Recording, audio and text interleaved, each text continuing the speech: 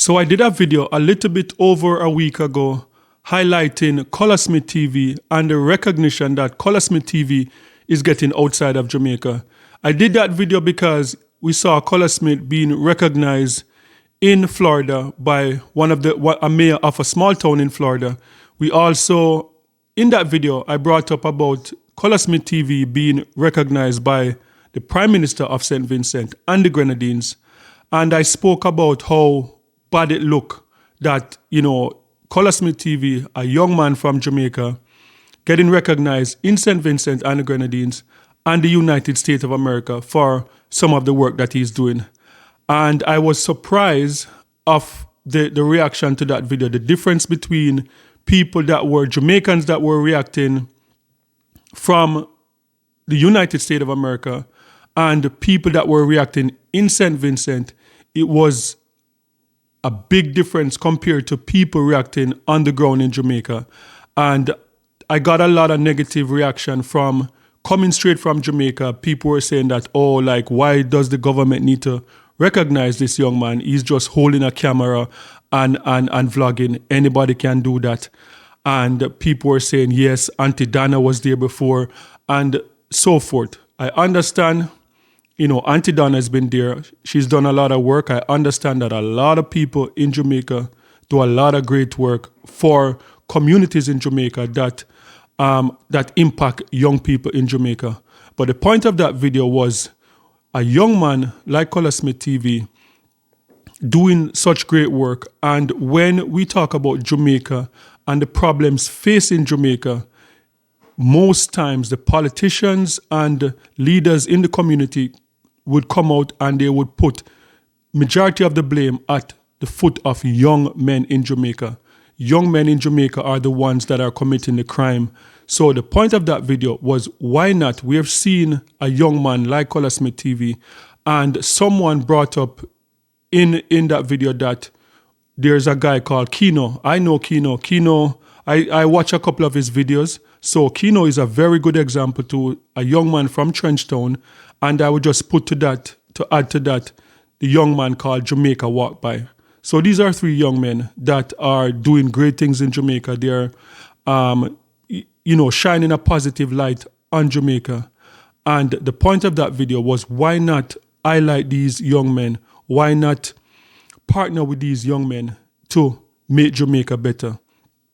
And so what is crazy that the day I did that video, the following day, I read an article in the Jamaica Gleaner, an op-ed that was written in the Jamaican Gleaner, talking about the problems in Jamaica and how young men not having proper guidance, proper parented is why the problem, and that the government is not doing enough to solve this problem. So let's take a look at this article together and break it down.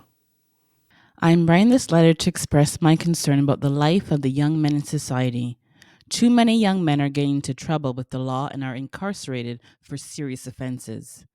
These young men are at times easily influenced to do the wrong things, and at this moment, things are getting out of hand.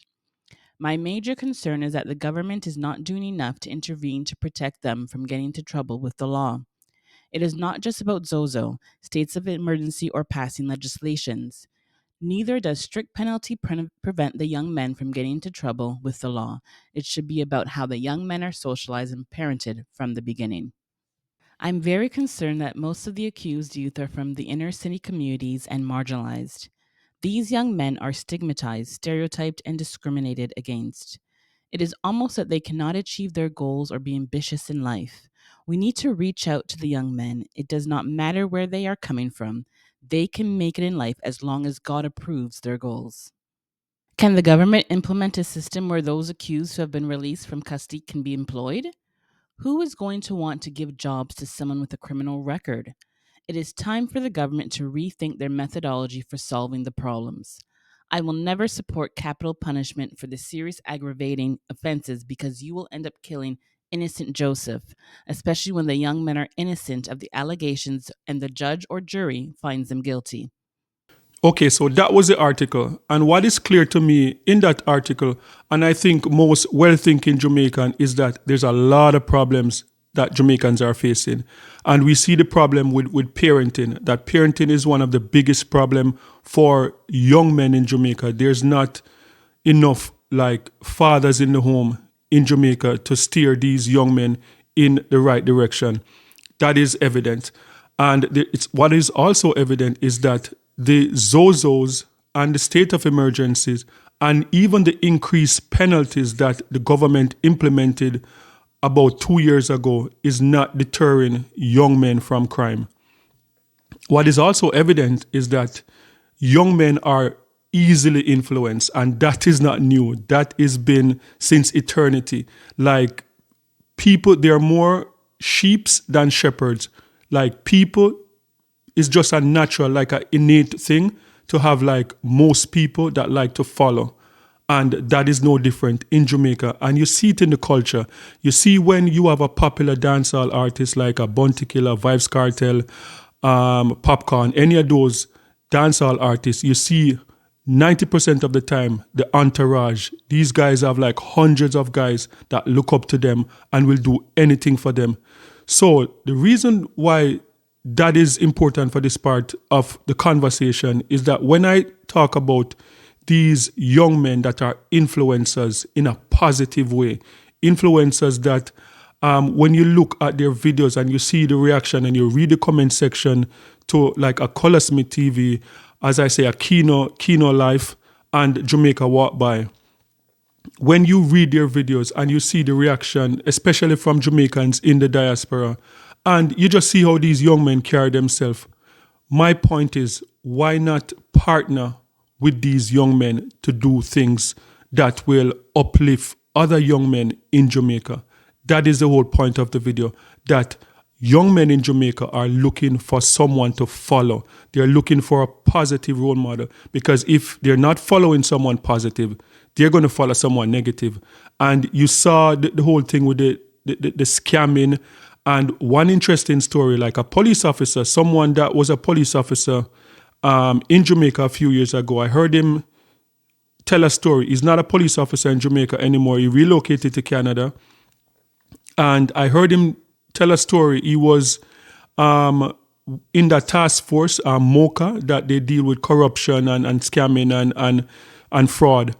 And he told a story where he went to a school somewhere in the North Coast in Jamaica, and he was talking to young men in that school.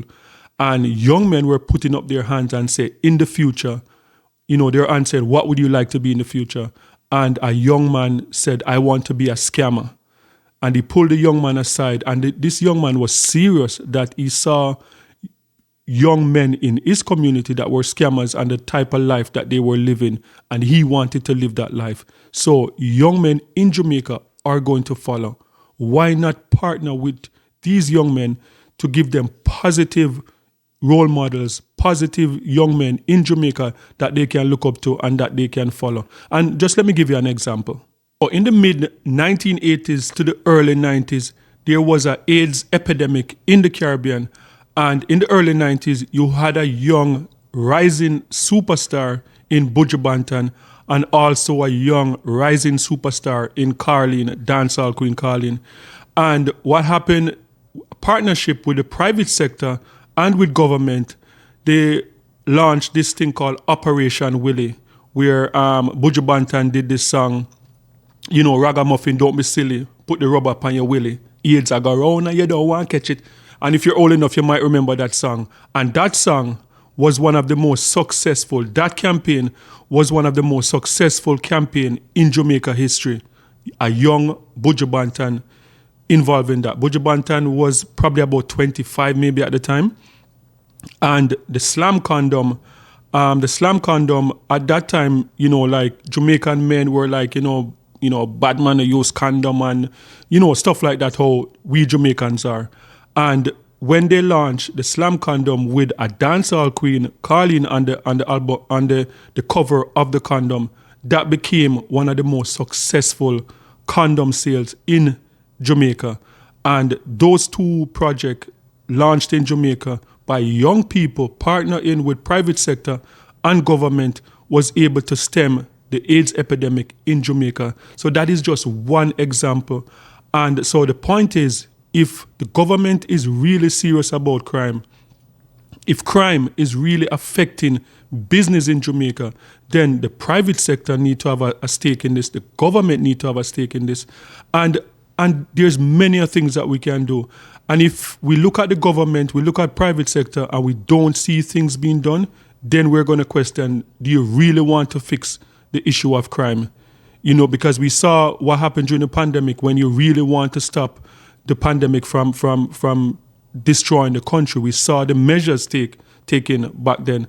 So if you really want to stop crime, you have to approach it in a serious way, the same way the pandemic was approached. And when we see a budget, a new budget release, and we see crime fighting budget, and we see it just increased by millions of dollars, and you're spending billions of dollars fighting crime. When we're fighting crime, it is too late. It is too late. We need to spend more in crime prevention. We need to spend more in solving some of these problems before it get to a point where we need more police officers, we need more CCTV cameras, we need more technology in the police force, and the government need to start taking things serious. Like I live in Canada, and there are programs in Canada that, like, for example, the police officers, there's a program that I know in Canada here where police officers go inside marginalized community, and they would operate like a basketball after school program where you go in and they play basketball with the young men in the community. There's a studio here in Toronto, Canada, that is operated by one of the police division, where they took money to set up a recording studio, because a lot of young men in these areas, they want to be singers and rappers or whatever, and they set up a studio, and after school, young men who would normally be involved in crime would come into the studio and would record. They would learn how to be studio engineer. They would learn how to, make rhythm and do all of this type of stuff. So these are the type of programs that we need in Jamaica. And that's why I'm saying I still think it would be a missed opportunity if we don't use a lot of these young influencers that are online and displaying a positive side of Jamaica. If the government is not partnering with these young men and putting out programs that we can see, like, look, preventative measures before these young men get involved in crime, that is the purpose of the video. And I hope that the government or someone from government is watching this video. And we need more preventative measures. That's all we're saying. We need more preventative measures, because when you watch and you look at, say, the tourism minister saying that there are a lot of hotel rooms opening in Jamaica and they can't find enough people to work. I work in hotel. I started working in hotel in 1993. 1992, I started working in restaurants, and I started working in hotels in 1993. Hotels, like I tell everybody, the hotel job, the hotel industry was what saved my life. I was one of those persons growing up in Cockburn Pen, running up and down in Waterhouse, having access to guns more than I would have access to food. And if I did not have people to steer me the right way and to go and to apply for jobs and to do a course that I could be like a waiter and start working in the hotel industry in Jamaica, I would not have been here today. So it is just sad that you can hear like the tourism minister saying that, okay, we have a lot of jobs, but we can't find people to fill these jobs, while there are young men out there standing on the street side doing nothing, and these guys are just ending up going into prison. So guys, sound off in the comment section and let me know what you think. Do you think that there's something that the government can really do about crime and these young men that are being involved in crime in Jamaica? Do you think the government can implement ideas that can stem the flow of violence in Jamaica? Do you also think that private sector have a part to play in it? And what about what I'm talking about with these young influencers like Color Smith TV, Jamaica Walk By, and Kino Lifestyle? Do you think that the government and private sector, Jamaica, can partner with these young men in a positive way to make a difference in young men's life in Jamaica? Sound off in the comment section and let me know what you think about this idea. And don't forget to like, share, and subscribe for more amazing content. And remember, peace. I'm out.